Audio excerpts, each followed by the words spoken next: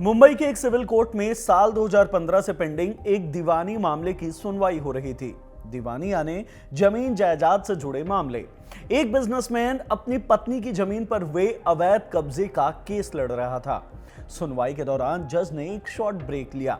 फुर्सत पाकर वो बिजनेसमैन बाथरूम की ओर गया और उसके पीछे पीछे वहां पहुंचा सिविल जज का क्लर्क कम टाइपिस्ट। दोनों अगल बगल खड़े होकर मूत्र विसर्जन करने लगे। तभी अचानक क्लर्क बोला, जज साहब का थोड़ा ख्याल रख लो, फैसला आपके फेवर में आ जाएगा। अचरज से बिजनेसमैन ने पूछा, मतलब? क्लर्क ने सिर्फ एक लाइन बोली, 25 लाख। बिजनेसमैन ने मना कर दिया। क्लर्क फोन लगाते रहा। आगे जाकर डील हुई 15 लाख रुपए में।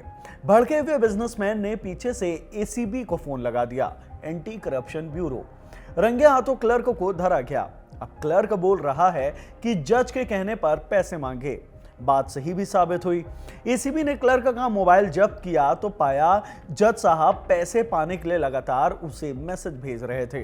लेकिन जब एसीबी जज साहब को धरने गई तो घर पर ताला लगा हुआ पाया। अब जज साहब की खोज की जा रही है। क्या है पूरा मामला?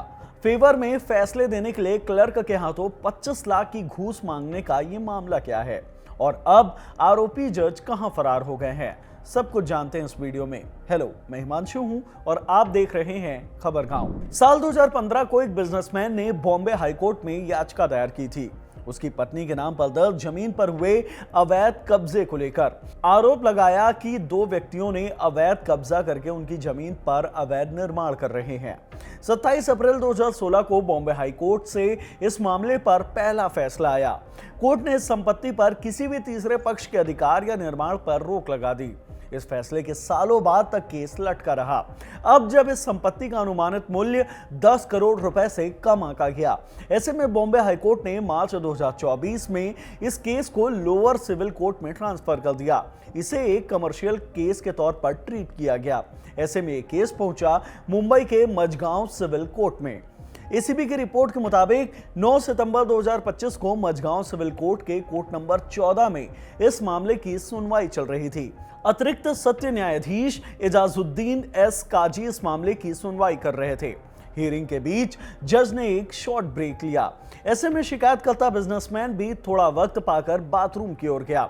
वहां उन्हें कोर्ट का क्लर्क कम टाइपिस्ट चंद्रकांत वासुदेव मिला। एसीबी के मुताबिक सुनवाई के बीच ही क्लर्क ने बाथरूम में पहली बार शिकायतकर्ता से पक्ष में फैसला पाने के लिए 25 लाख रुपए की घूस मांगी थी। कहा था, आप जज का थोड़ा ख्याल रखो, फैसला आपके पक्ष में आएगा। शिकायतकर्ता के मुताबिक उसने उस वक्त पैसे देने से इनकार कर दिया और उस दिन की सुनवाई जज ने स्थगित कर दी। बात आई गई सी हो गई, लेकिन 2 दिन बाद यानी कि 12 सितंबर को आरोपी क्लर्क ने शिकायतकर्ता को फोन किया और फिर से धमकाया। कहा, पैसे दे दो, नहीं तो फैसला खिलाफ में आएगा, जमीन हाथ से चली जाएगी। साथ ही ये भी कहा कि इसमें से जो 15 लाख रुपए हैं वो जज के हैं और 10 लाख रुपए उस क्लर्क के हैं। 8 नवंबर 2025 को आरोपी क्लर्क ने दूसरी बार शिकायतकर्ता को फोन करके धमकाया। परेशान होकर बिजनेसमैन ने इस मामले की शिकायत एसीबी यानी एंटी करप्शन ब्यूरो से कर दी। एसीबी ने अब इसके बाद एक जाल बिछाया। कहा, पहले मोलभाव करो, जितना कम हो सके उतने पैसे में मान जाओ। डील दोनों के बीच तय हुई 15 लाख रुपए में। लोकेशन तय हुई और फिर क्लर्क को रंगे हाथों एसीबी ने 15 लाख रुपए की रिश्वत लेते हुए गिरफ्तार कर लिया। जब क्लर्क से पूछताछ की गई तो उसने जज की ओर से पैसे मांगने की बात कबूली, लेकिन एसीबी के लिए सिर्फ एक रिश्वतखोर क्लर्क के बयान पर जज को गिरफ्तार नहीं किया जा सकता था। एसीबी ने और साक्ष्य जुटाए। उसने क्लर्क के मोबाइल से जज को मैसेज डाला, पैसे मिल गए। रिप्लाई आया, बहुत बढ़िया, मैं कल ले लूंगा। अगले दिन सुबह से शाम तक जज आरोपी क्लर्क को मैसेज भेजते रहे ताकि पैसे मिल जाए। जब सबूत पूरे हो गए तब 12 नवंबर को एसीबी जज के चर्च गेट स्थित आवास पर रेड मारने पहुंची।